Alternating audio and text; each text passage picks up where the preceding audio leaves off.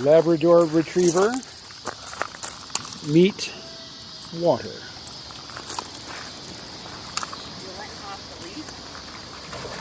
I'm not going in the river.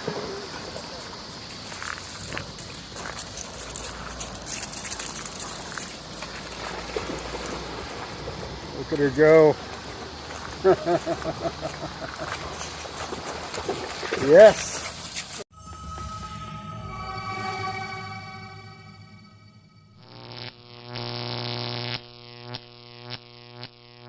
Hey everybody, KMO here, and I'm at the dog park, but it's just rained and it's all muddy, and the dog is all alone because there's no other doggies here, which is almost always the case when we come here, which is why I end up making videos here. But the real reason for today's video is I shaved. It happens so infrequently, I just had to document it. But seriously, there are a couple of different things that show up in my inbox every day having to do with AI that I find pretty useful. And I've not communicated with the creators of either of these daily mailings. So this is not any sort of, pay for play or quid pro quo or anything like that. These are just two things that I find useful. One is a daily roundup of AI related news called TLDR AI. And it's pretty much what it says. It's like there's too much happening to keep up with it all unless you're reading summaries. So here's the summary. And then another is a project called Imaginative. And as far as I can tell, it's just one guy. It's this guy, Chris McKay. But he sends something out every day. And every day it's something that I haven't heard elsewhere. So that's pretty cool. Now, today, the news is something that I probably could find elsewhere, but I found out about it through this daily mailing. Top AI companies meet at White House, commit to voluntary governance measures. So maybe you heard a week or so ago, China put out an announcement saying, we have a new code of conduct for the use of generative AI. Basically, it must support socialist values and it can't get the teens horny.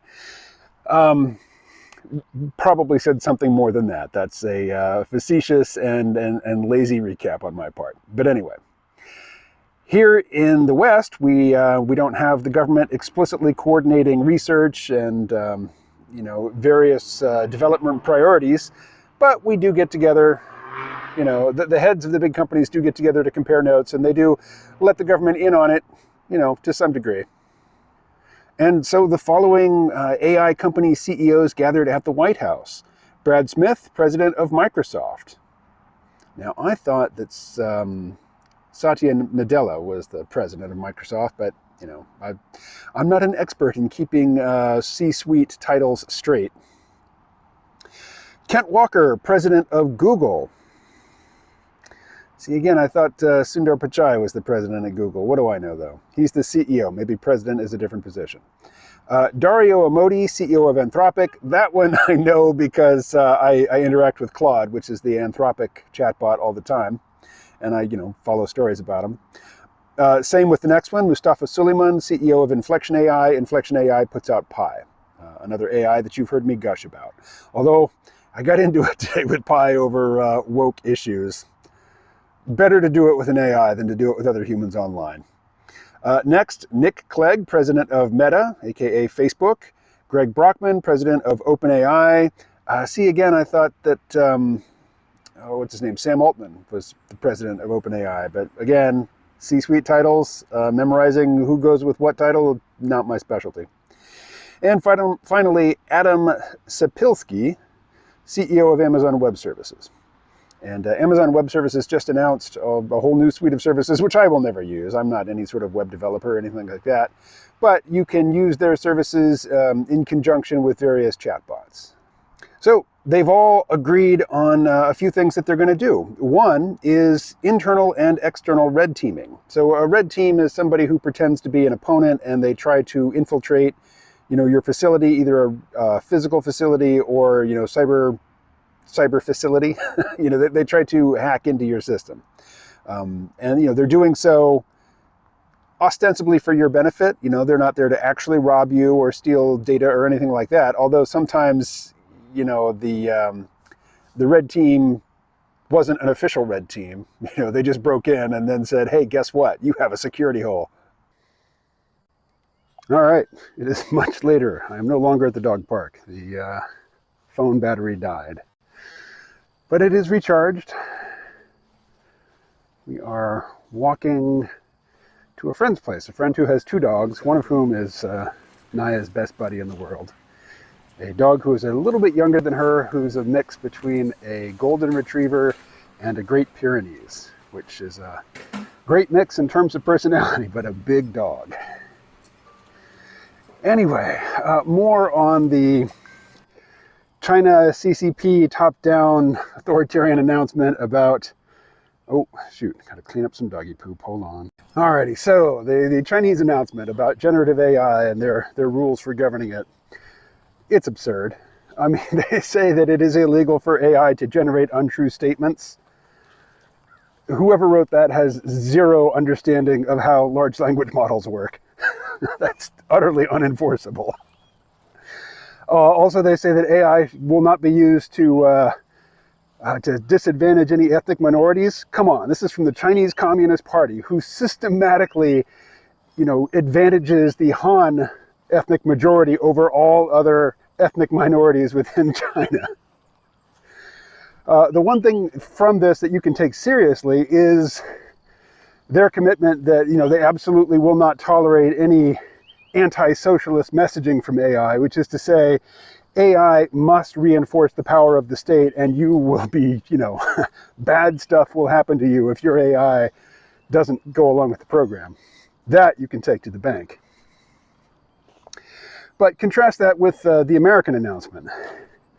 So you got the heads of these 7 companies that all gathered at the White House and hammered out this, what was it, 8-point agreement?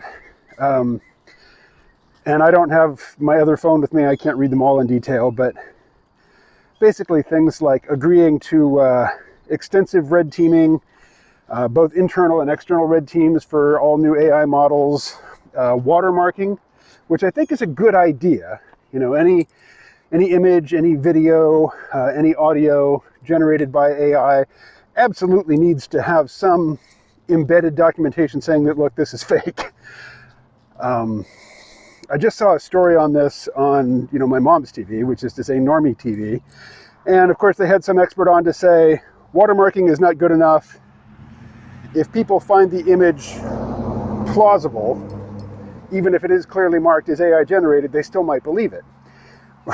Which is, it kind of plays into this leftist notion of malinformation, which is information which is true but might lead people to, the wrong conclusions. All right, one more try. So, in contrast to the Chinese approach, the American approach is the government doesn't tell corporations how to pursue AI because it doesn't know jack shit about the topic. It has to look to business, basically, in order to get some clue as to what sort of regulations they should impose. But they're not going to impose any. What was announced from this meeting of the heads of the big AI firms at the White House was a voluntary agreement, something that they all agree that they will do, not because the government said they should. In fact, the whole setting of the White House is misleading. I mean, clearly this was not an agreement that was hammered out at this meeting. This meeting was a symbolic gesture to say, yes, the government has some part to play in determining AI policy here in the US, but they don't author it and they don't mandate it. So what role do they play? Well, Biden gets up and reads a few words at the podium, and the various heads of these AI companies get to say, hey, I went to the White House. But there's no government involvement here. This is not a government action. And I'm not complaining. I mean, as I say, if you know anything about AI, you can go make a lot of money in the private sector. Who's going to work for the government, in crafting AI regulation? Typically, it'll be people who are, who have already worked in the industry and who bring the industry's priorities with them when they come to Washington to, help out. As I say, I'm not complaining. I think it's probably best just to let the corporations do their thing, but, make it understood that the world is watching.